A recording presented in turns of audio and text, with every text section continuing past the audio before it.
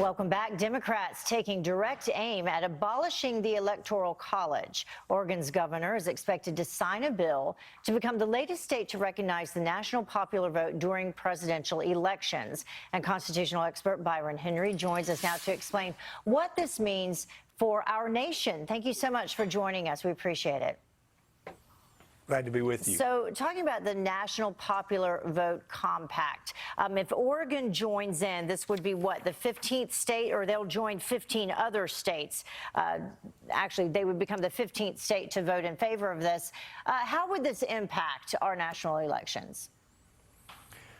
So far, the number of states, except for maybe Colorado, are all what we would call blue states, meaning they generally vote Democrat, at least in the last few presidential elections. Colorado is a purple state, but it shouldn't have any impact until the number of states reach over 270 electoral votes, which is what is necessary to elect the next president of the United States. So currently, these states that are in favor of this account for 189 of the nation's 538 electoral votes. Is that right? Would be 196 after Oregon, which, so the problem, of course, with this is that the United States, as most people learn in grade school, is not a democracy. It's a republic. It's a union of independent sovereign states, and the president of the United States is not elected by a popular vote. It's elected by states, by the electoral votes. And the ironic thing of this is it's supposed to be more democratic, but in fact the one part of electing the president that is democratic, and that is when your state votes.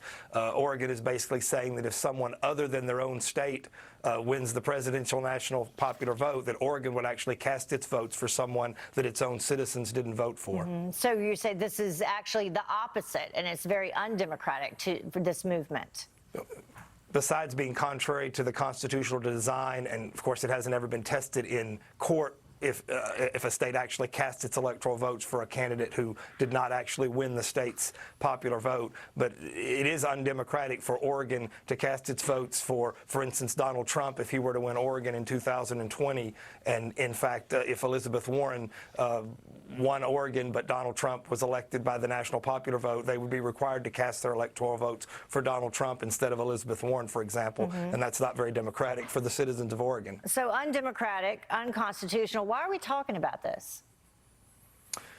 It's another effect that President Donald Trump has had on some politicians and some parties. It seems to me that it's a extreme reaction to the few instances in history where California, New York, and a few populous states, there's a large run-up of the popular vote by a few million votes. And even though President Donald Trump wins more electoral votes, or President George W. Bush did in 2000, there's enough of a margin in some of the larger states to make the national popular vote winner the person who didn't win the presidency by the Electoral College. But it hasn't happened that often, and as the parties become more polarized, this actually increases polarization by telling presidential candidates they don't need to campaign anywhere except the large states. Yeah, not fair.